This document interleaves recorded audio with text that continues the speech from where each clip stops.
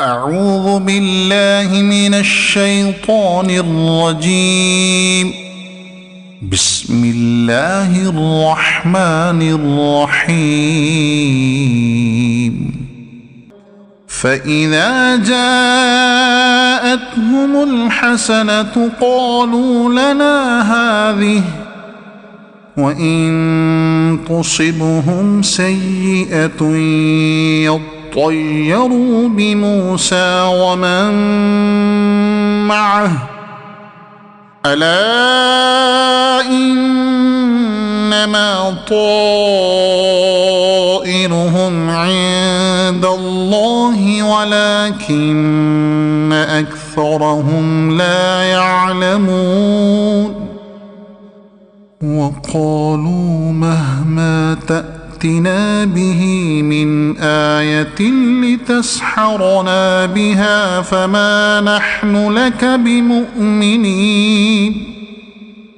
فأرسلنا عليهم الطوفان والجراد والقمل والضفادع والدم آيات مفصلات فاستكبروا وكانوا قوما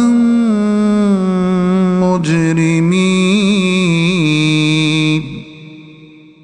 ولما وقع عليهم الرجز قالوا يا موسى ادع لنا ربك بما عهد عندك لئن كشفت عنا الرجز لنؤمنن لك ولنرسلن معك بني إسرائيل.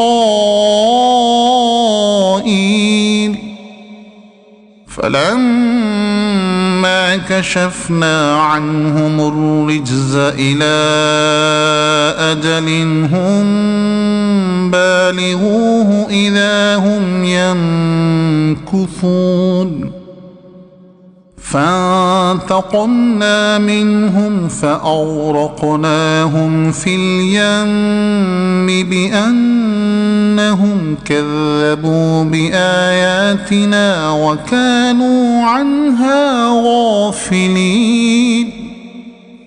وأورثنا القوم الذين كانوا يستضعفون مشارق الأرض ومغاربها التي باركنا فيها وتمت كلمة ربك الحسنى على بني إسرائيل بما صبروا ودمرنا ما كان يصنع فرعون وقومه وما كانوا يعرشون. وجاوزنا ببني إسرائيل البحر فأتوا على قوم يعكفون على أصنام لهم قالوا يا موسى اجعل لنا إلها كما لهم آلهة قال إنكم قوم تجهلون. إن هؤلاء متبر ما هم فيه وباطل ما كانوا يعملون. قال أغير الله أبغيكم إلها وهو فضلكم على العالمين. صدق الله العظيم.